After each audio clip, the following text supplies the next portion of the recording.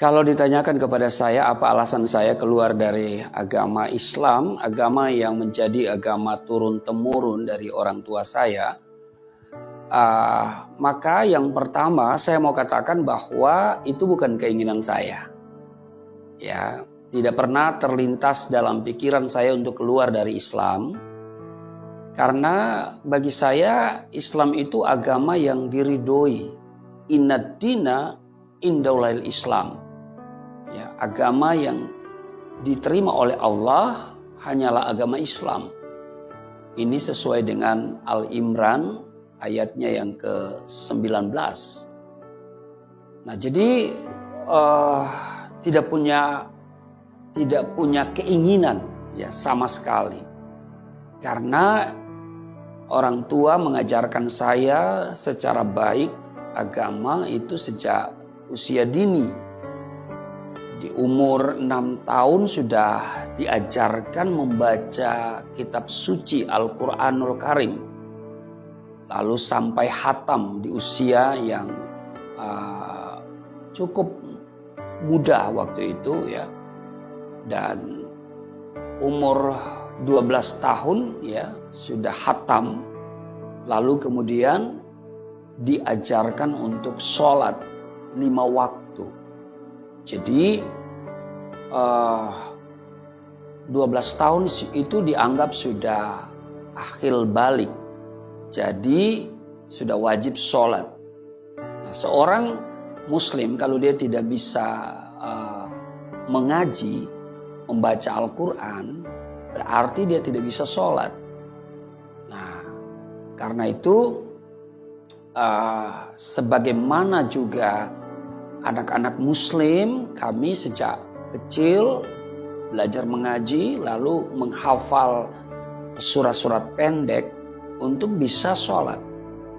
Dan saya diajarkan oleh ayah saya langsung. Dan dia begitu ketat mengontrol apakah saya sholat atau tidak. Ya, karena diajarkan di Quran bahwa lakukan 4, gak lakukan 1, maka yang 1 ini membatalkan yang 4. Dikatakan fawailul lil musallin, celakalah bagi orang yang sembahyang, allazina hum an salatihim sahun, mereka yang lalai dalam sembahyang. Jadi ayah saya itu mengontrol ya saya supaya sholat. Kami anak-anaknya itu dikontrol mengenai sholat ini. Jadi kalau saya ditanya apa alasan Anda keluar dari Islam ya, meskipun di penjara, yang pertama saya katakan itu bukan keinginan saya. Ya, kembali lagi saya katakan bahwa tidak pernah terlintas di hati, di pikiran saya bahwa satu saat saya akan menjadi seorang Kristen, keluar dari Islam.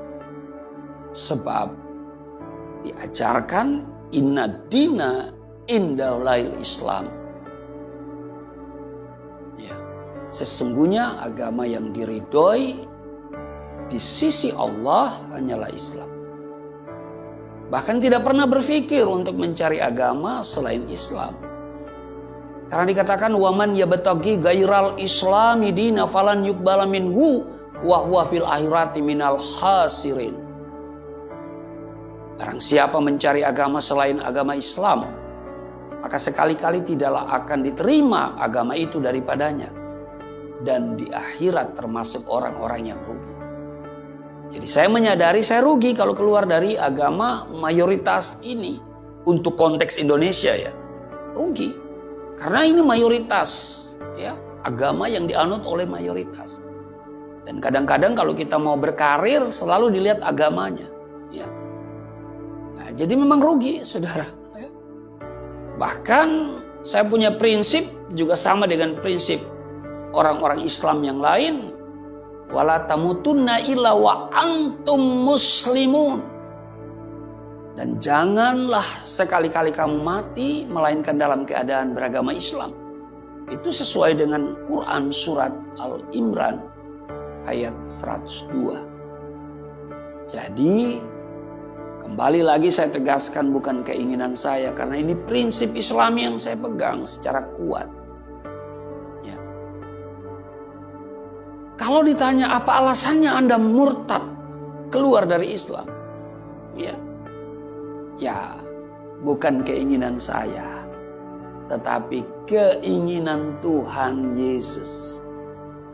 Karena di dalam Yohanes 15 ayat yang ke-16, bukan kamu yang memilih aku, tetapi akulah yang memilih kamu.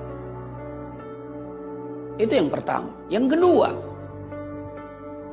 ya saya menemukan hidayah, menemukan petunjuk ketika saya membaca Alkitab. Setelah perjumpaan saya dengan Yesus, ya karena diawali dengan perjumpaan. Ya, Isa Al-Masih datang pada saat saya sedang menyiapkan ibadah subuh, salat subuh. Dari sana kemudian saya mulai ada kerinduan untuk mengenal pribadi ini, dan saya mendapatkan kesulitan karena Isa Al-Masih memang ada di dalam Al-Quran, tapi ada beberapa prinsip yang berbeda. Soal keluarganya, soal kelahirannya, soal kematiannya. Tapi ada beberapa yang menjadi titik temu persamaan tentang mujizat-mujizat yang dilakukannya itu luar biasa. Saudara, karena itu prinsip saya harus kembali kepada apa? Sumber yang akurat. Nah, sumber yang akurat mengenai Isa Al-Masih ya Injil, karena Quran juga mengatakan bahwa Injil itu diberikan kepada Nabi Isa. Nabi Isa pembawa Injil. Nah, mari kita baca ke Injil. Tapi itu bukan langsung baca, itu ada proses, tidak semudah itu. Ya. Sebab kalau saya nanti baca Alkitab ini, ya, ini bisa perang dengan ayah saya. Zaman saya dulu kan belum ada Android ya. Kalau sekarang kan bisa kita download sendiri, kita baca sendiri ya. Tapi dulu harus ada fisik seperti ini, Alkitab seperti ini. Ya. Dan kalau dibaca, pasti orang di sekitar kita satu saat akan menemukan Alkitab yang kita baca ini. Nah, karena itu saya harus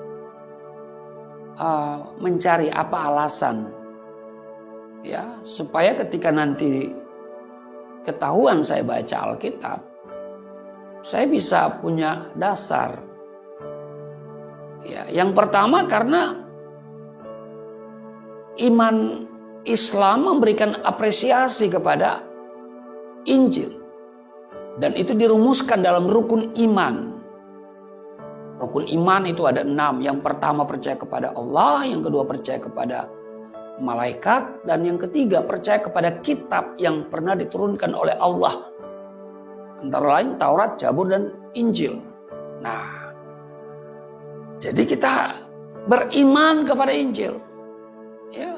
Nah, selama ini kan saya tidak pernah baca Injil. Ya. Memang tidak dianjurkan untuk baca Injil. Bahkan ada opini yang dibentuk Injil yang hari ini ada itu Injil palsu. Tapi kalau ditanyakan kapan dipalsukan, siapa yang memalsukan, bagian mana yang dipalsukan, ya, dan kalau itu palsu mana yang asli, nah semuanya itu nggak bisa kita buktikan. Nah, saya harus meninggalkan pemikiran-pemikiran itu, ya. Itu kan asumsi ya. Maka untuk mengenal pribadi Isa Al-Masih kembali kepada sumbernya, yaitu Injil. Nah, sementara iman Islam mengajarkan percaya kepada kitab yang pernah diturunkan oleh Allah. Taurat, Zabur, dan Injil. Itu yang pertama. Yang kedua, di dalam surat Al-Maidah 46, wa atainahul injila fi hudan wa nur. Jadi dikatakan Allah kami berikan Injil, kata Allah. Wa atainahul injila, kami berikan Injil, ya, fihi, di dalamnya hudan, ada petunjuk, ya, ada hidayah. Ya. Nah, jadi Injil itu petunjuk. Di dalamnya ada petunjuk loh. Petunjuk apa ya? Semua yang kita butuhkan dalam hidup ini. Dan terutama tentu petunjuk keselamatan.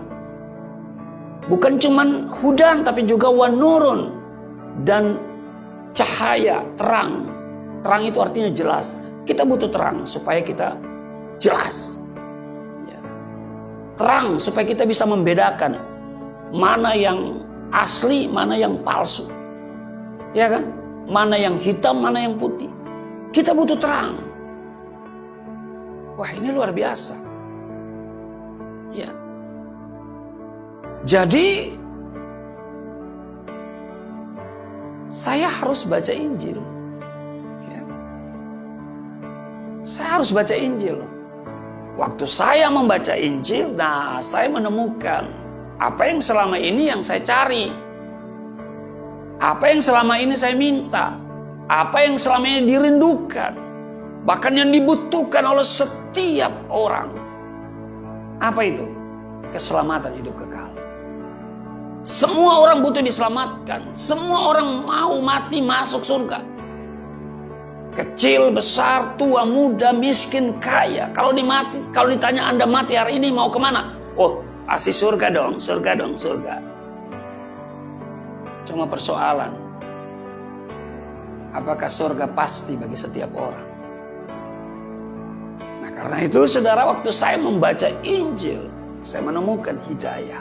Saya menemukan petunjuk. Apa petunjuknya? Ya, banyak hal, tapi yang paling utama, Yohanes pasalnya yang ke-14 ayat yang ke-6. Akulah jalan, kebenaran, dan hidup.